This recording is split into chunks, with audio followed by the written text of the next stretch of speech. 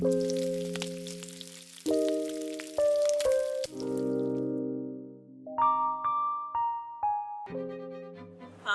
my name is Jannie, and I'm going to be talking today about forgiveness and the struggle that it is sometimes to forgive when people and situations have really done things that have been damaging to your life, and learning through that process how to love and trust again.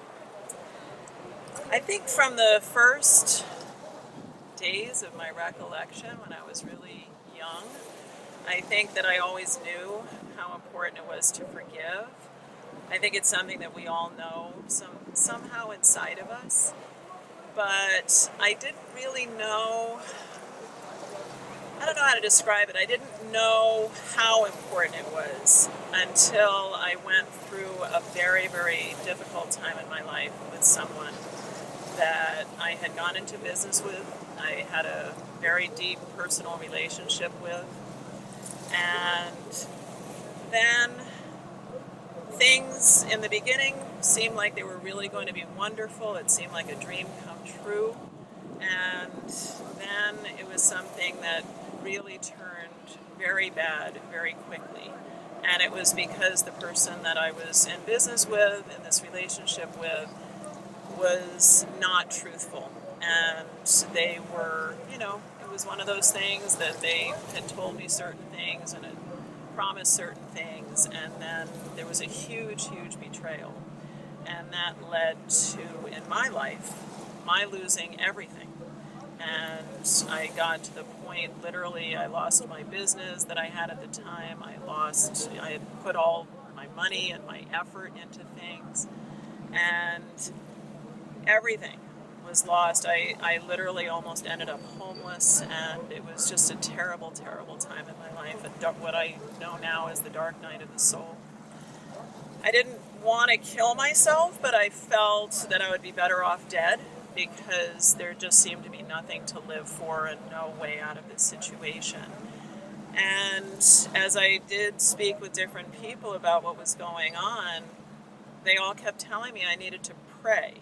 And some of them were Christian people, some of them were not, some of them were different religions, some of them were not from any religious background, but every single one of them said that the only thing that's going to help you is something outside of yourself. And, I had people with the New Age who were saying, think loving thoughts towards this person, and I kept saying, no, I can pray for me, and I'm definitely going to do that, because if that's going to help, but I can't pray for this person. I can't pray about this situation, including them.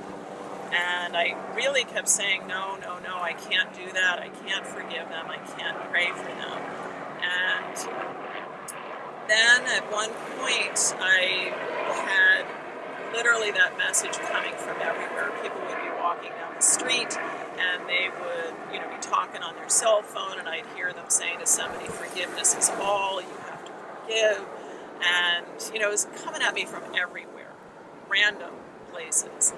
And finally, I just had an argument with God. And I don't come from a religious background. I didn't grow up in a house that we talked about these things. And I literally just started to talk to God, and somehow within myself, I knew that it was God that was giving me these messages. And I just said, I'm sorry.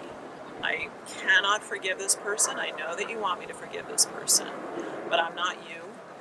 And then I said, and again, I don't come from a religious background, I said, I know that you were able to forgive when you were on the cross, but I'm not you. And the answer that came back to me was, you're not on the cross.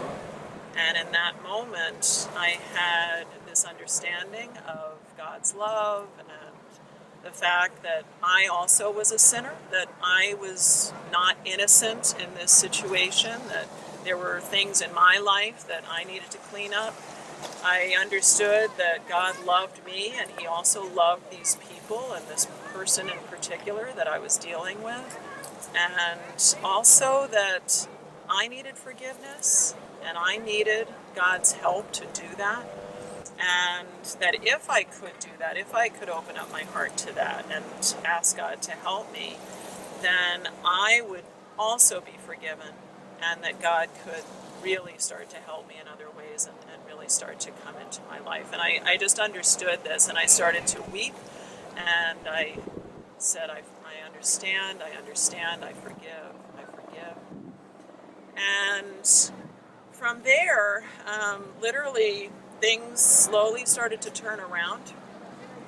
My life was definitely in a terrible state, and I found a place to live. I was able to start to move on in my life. I did start to go to a church a few months after that.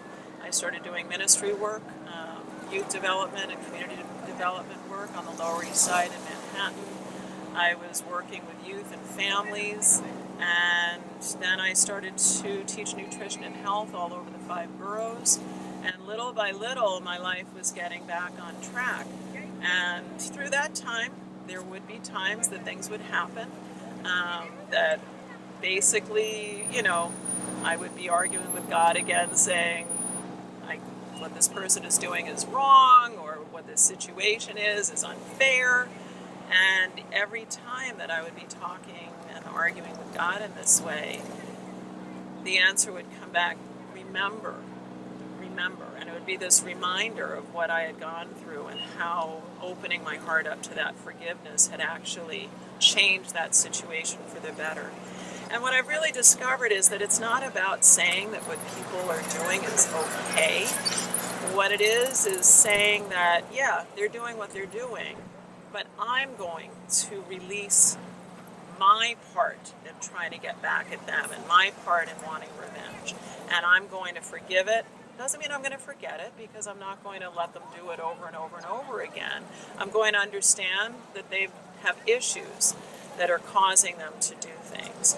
And sometimes it's keeping your distance, but it's also allowing them the space and time to possibly grow, to possibly change.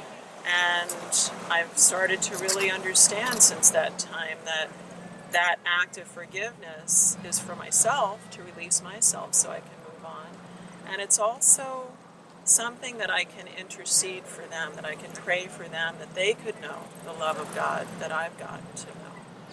The other part that makes it easier, and it is still difficult because I still do struggle with it and argue with God about it, but the other part that does make it easier for me is that I find that God will help me when I ask for that help, when I say, I know you want me to forgive this, I know you want me to forgive this person, but I can't, I'm so angry right now. Please help me with that. And just recently I was dealing with something that I literally felt like God was pulling out from the roots, something that had been in my heart for many, many years, that someone had done to me many years ago. And I was getting into something with them again, not out of choice, but they had come back into my life there was some unfinished business that we had to deal with, and I saw the behavior again, and I just really couldn't believe it, and I was very angry, and I was arguing with God about it. And again, I just said, I need to release this, help me to forgive this person. And I literally had that feeling that it was all of this old stuff was coming out and being able to be released. And there's a feeling of lightness that happens, and there's also the beauty that we can move on in our lives and not carry that burden with us anymore. We can pray for that person and care about their goodness, something good happening for them, that they would understand something good in their lives. And it's also having the ability to see what might be behind their behavior. I remember a number of years ago I was dealing with someone who I really was being harmed by. They were really trying to destroy my life in many ways. And I was talking to a friend of mine about the arguments that I was having with God and asking God to help me to forgive. And this friend of mine said that when he was trying to forgive, he didn't ask God to help him forgive. What he asked for was for God to help him understand. And so I started to pray that prayer then. And ever since then, that's part of my prayer is I say, help me understand this person. Help me understand why. Because even if I don't know exactly why, I will get some insight into the pain that they're in. And just recently I was talking with a pastor who's a friend of mine about forgiveness. And she was sharing something very deep with me about the fact that people who are doing these terrible things are in such darkness that they're in torment. So their lives are in torment.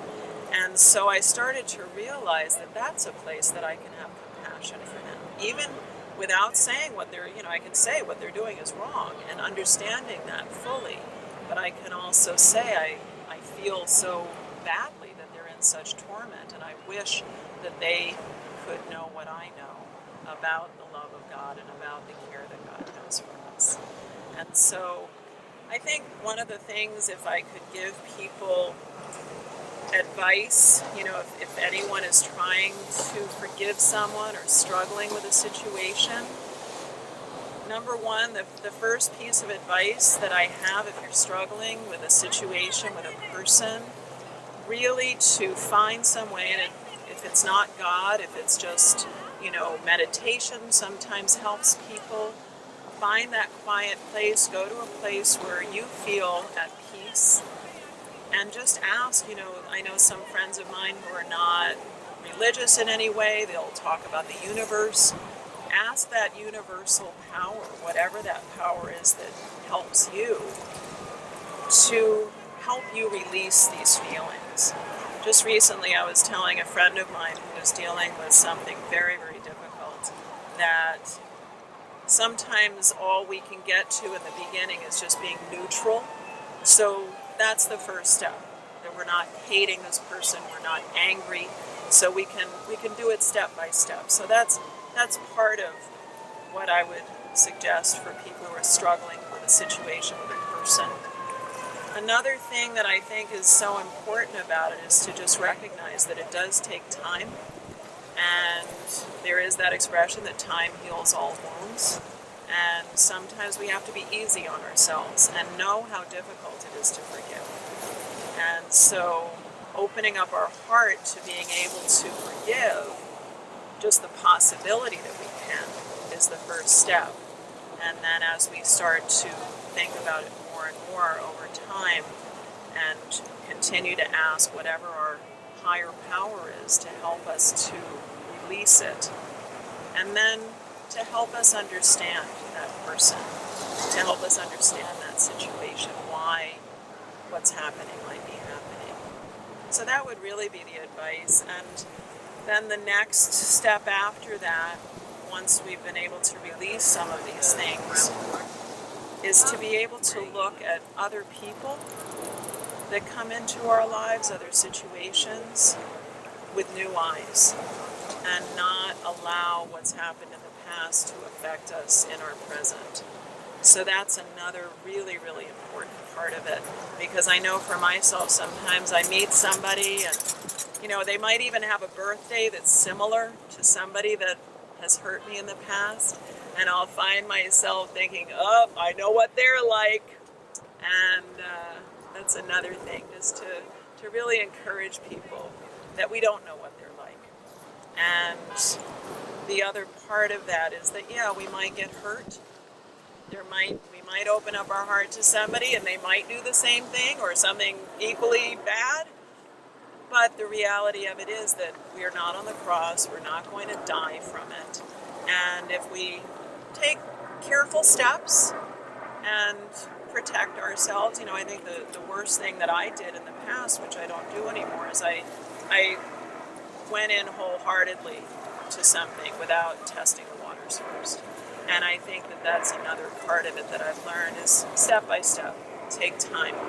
There's a book by, and I always get the pronunciation of his name incorrect, but it's Milan Kundera, I think, or Milan Kundera. He wrote The Unbearable Lightness of Being, but there's another book that he wrote called Slowness. And I don't actually remember all of what that book is about. I bought it a number of years ago and read it back then, and I don't really remember the whole story. But part of what he's talking about is the importance to take our time, to really take our time in relationships and life, to get to know a person, a situation, to let life unfold over time. And so that's really the advice that I would give to people moving forward, is to allow yourself the time to heal from whatever that situation was, but don't let it affect the relationships that you might be building in the future. And also, and this is a harder one sometimes, allow that person who has wronged you, who has harmed you, the possibility, and I'm not saying you let them back into your house, I'm not saying you can hang out with them all the time, don't give them your bank account numbers, but I am saying allow the possibility that rebuilding trust can happen. And, take that with time too, because sometimes they'll take a step forward and then fall back because they're on their own journey. So it's definitely something that allowing that time to take its time. So for anybody who wants to get a little bit of inspiration or encouragement on their journey, I write a blog that's called Notes from the City and Abundant Life, and you can find that under my name. It's JannieSusan.blogspot.com. I'm also on Instagram. I post twice a day on Instagram, and I write a lot about different people and places, but I also post inspirational messages as well. And that is JANNIE_WOLFF on Instagram. And you can link right to the blog through the Instagram. Also, different things that I'm writing about, art and design. You can see what's going on in the area. So lots of different things that would be inspirational and encouraging and just sometimes a lot of fun.